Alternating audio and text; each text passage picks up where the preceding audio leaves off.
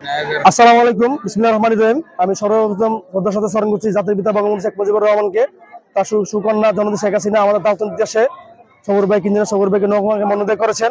এমনকি সেই উপাধে আজকে আমাদের পদুয়াতে মোল্লা গান্ধী অনুভূজিয়া আমাদের ইউনিয়ন নেতৃবৃন্দ এখানে দেখতে পাচ্ছেন আপনি, আমাদের ইউনিয়নের আমাদের ওয়ার্ডের নেতৃবৃন্দ স্থানীয় ইউনিয়ন নেতারা আছে।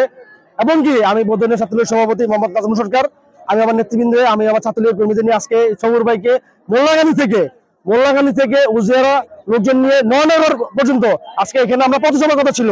এমনকি সেই পথসভা আজকে আপনি চোখে দেখতে পাচ্ছেন সাংবাদিক ভাই, জনসমুদ্রে পথসভা হচ্ছে, জনসমুদ্রে রূপান্তরিত হয়েছে, এমনকি জনসভায় রূপান্তরিত হয়েছে। এমনকি আমি আপনাকে একটা কথা বলতে চাই, চ্যালেঞ্জ করতে চাই, দাউদ দেশের প্রত্যেকটা ইউনিয়ন থেকে, আমাদের পদুয়া ইউনিয়নের ইনশাল্লাহ প্রত্যেকটা সেন্টার থেকে বিপুল ভোটে প্রত্যেক সেন্টার থেকে নৌকাকে জয় করবো আমরা।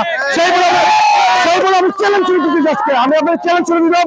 আমি ছাত্রলীগের সভাপতি, আমার বড় ভাইয়েরা সিনিয়র নেতৃবৃন্দ যারা আছে সবাইকে নিয়ে আমরা এই পদের প্রত্যেক সেন্টার থেকে জয় করবো। সে বলে জয় বাংলা, জয় বঙ্গবন্ধু, শিক্ষানীতি প্রগতি, ছাত্রলীগের মূলনীতি।